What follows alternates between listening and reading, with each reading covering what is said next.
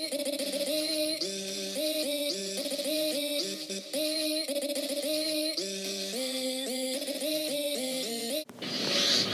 back, everyone, to the Westlake Hornets Teambuilder Dynasty here on NCAA Football 14. Last week was a bye week for Westlake, and we looked at their recruiting board, looking at the Westlake players of tomorrow. And now we have to worry about the Westlake players of today, as the Hornets currently number 1 in the country, 3-0 on the season as they've defeated Alabama, TCU, and Penn State. And now they will be entering conference play against the number 10 USC Trojans. All time, the Hornets are 1-1 against USC. 2 years ago in the Coliseum, they barely lost 45-42, and then got their revenge last season. So this USC team is very different. They don't have some of their all-time very good players. I know that sounded sort of weird.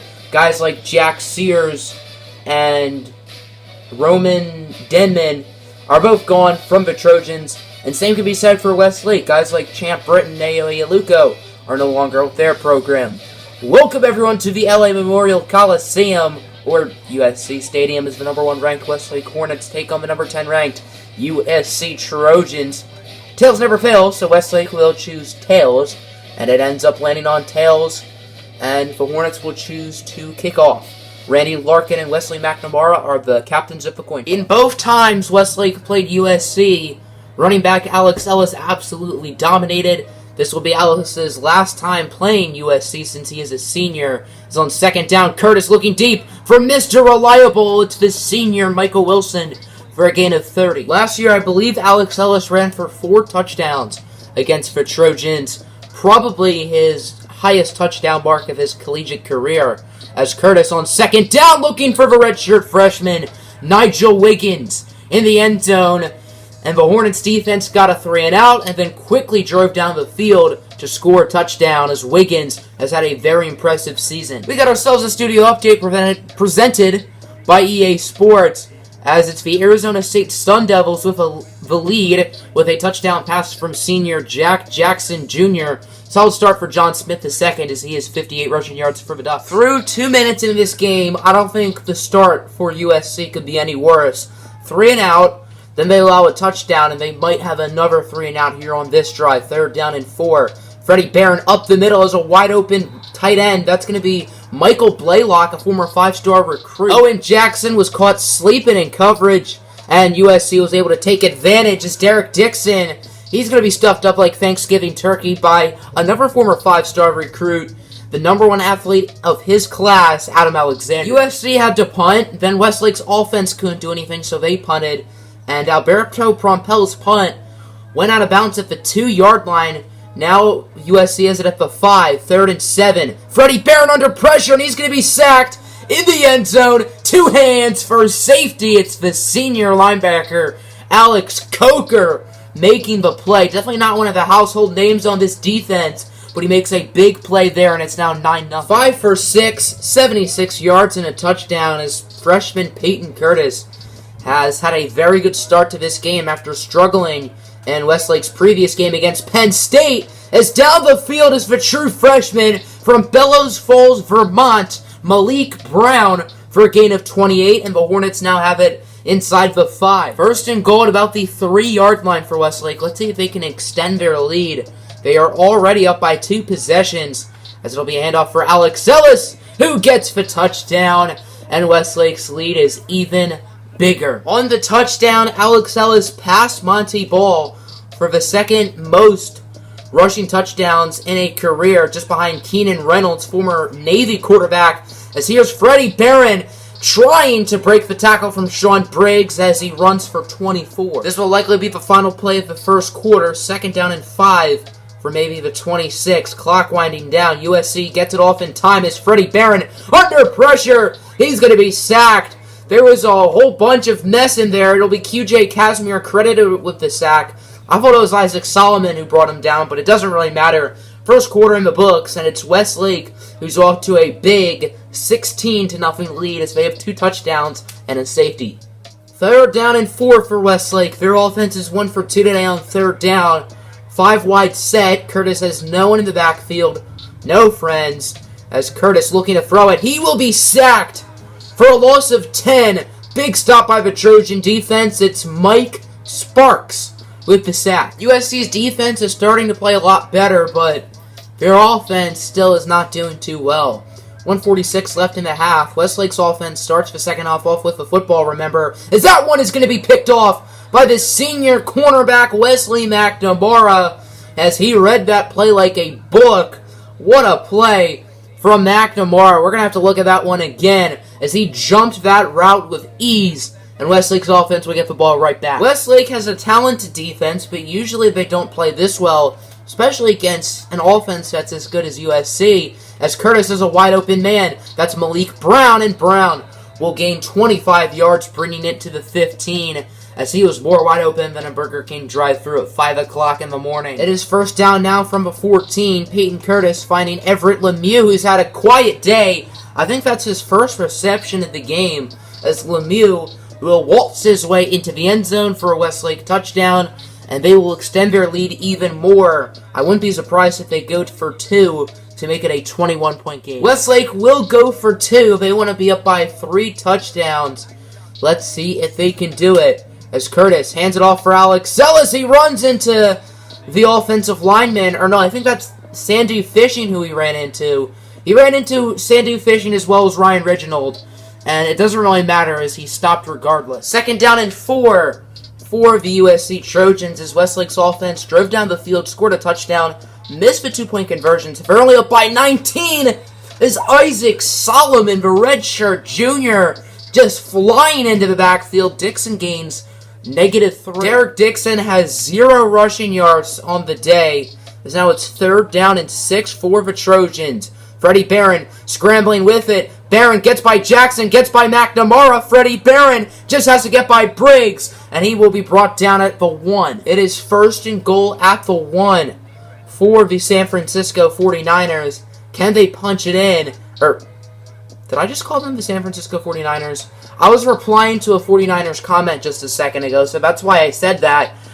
1st down and goal at the 1 for the USC Trojans. They get the touchdown with Derek Dixon and make this game a little bit closer. 3rd down and 10, 25 seconds left in the half. Westlake has 2 timeouts. Will they just run the clock, or are they going to try to throw it? And it looks like they will try to throw it, but Curtis falls flat on his butt.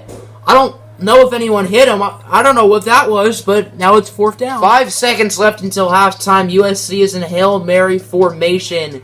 Let's see if they can scrape up a miracle before the end of this half, as Freddie Barron looking to throw it. Barron is going to be sacked by Isaac Solomon. That's how this first half ends. Westlake leads it 22-10, and they start the second half off with the football. Alberto Brompella's had some very nice punts today.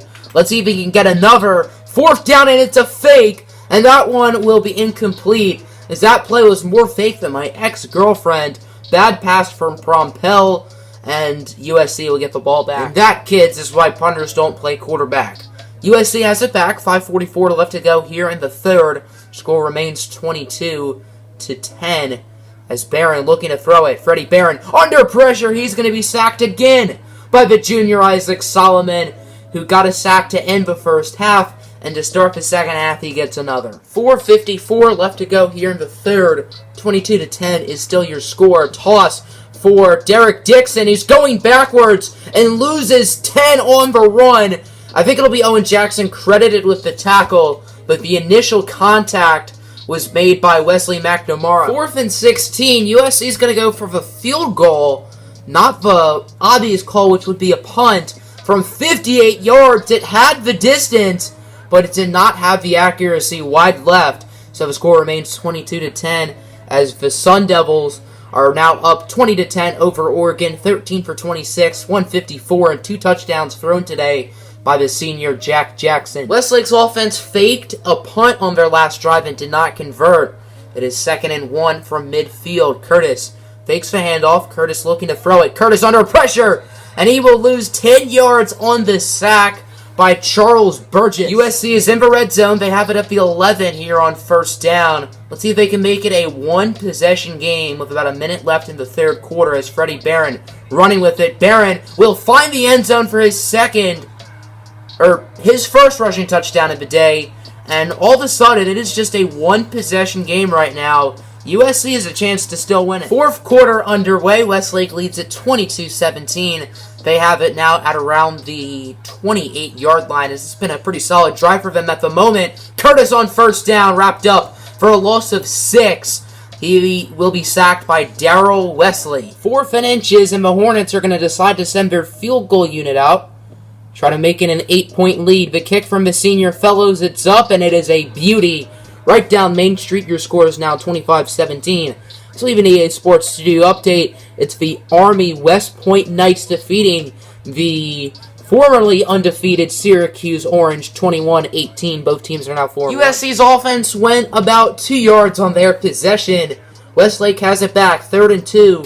They are 2 for 9 on 3rd down today, which is atrocious as Ellis. He's going to lose a yard, make that 2 for 10, setting up a 4th and 3. 4th and 3, Westlake is going to go for it. They are 0 for 1 on 4th down conversions today, which was the fake punt. As Curtis, short pass for Mr. Reliable, Michael Wilson, who only gains 2.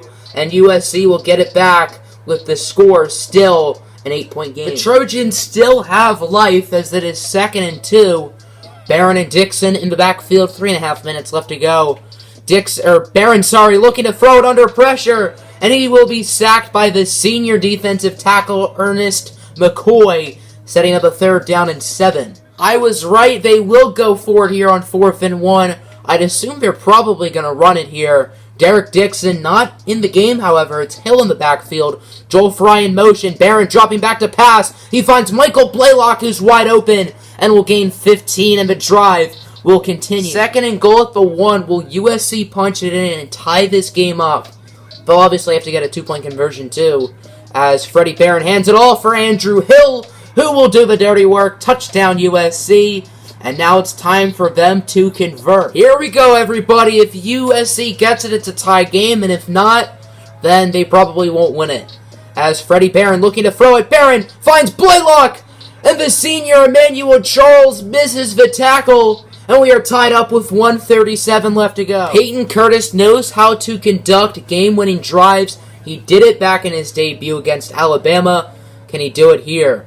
Curtis, first play of the drive, throwing off his back foot, and it's picked off by Powell. And Powell will be brought down at the 28 by Nigel Wiggins. What a huge play for USC, and how one play can change a game, and how one play can potentially change the fortunes of this season for Westlake. If USC converts, it's essentially game over. Westlake absolutely needs to stop here. 3rd down and 2. It's going to be an option, and Barron does not pitch it in time, and Brock Rivera will be the one credited with the tackle, and Westlake's offense will probably have about 35 seconds to drive down the field without any time. Here's the junior from Vivian, Louisiana, Trevor Miller, to give his USC Trojans the lead. Clock is ticking. If USC makes this, they will be up by 3. It's up. It is right down Main Street. And the Trojans lead it with 36 seconds to go. Peyton Curtis threw a potentially game-costing interception, but he still has another chance. 36 seconds left. Let's see if the Hornets can do it. Field goal will tie this game and send it to OT as Curtis will start off with a 16-yard run. 14 seconds left. This crowd is rumbling, and this is the game. Curtis finds a wide-open Sandu fishing, and the dream stays alive. 5 seconds left. Here's the junior, Matt Fellows, from 55 yards out to keep the game alive, and the kick is short. It'll be received by Gundy in the end zone. I don't know why they're trying to pick it up. He's hit hard by the left tackle, Herbert Hammond, but it doesn't matter, as the USC Trojans will upset Westlake by a score of 28-25. Fellows' kick just wasn't deep enough. The Hornets were the better team in this game without a doubt, but they choked at the end, only scoring 3 points in the second half. They are no longer undefeated, and their road to making the Natty just got a lot harder.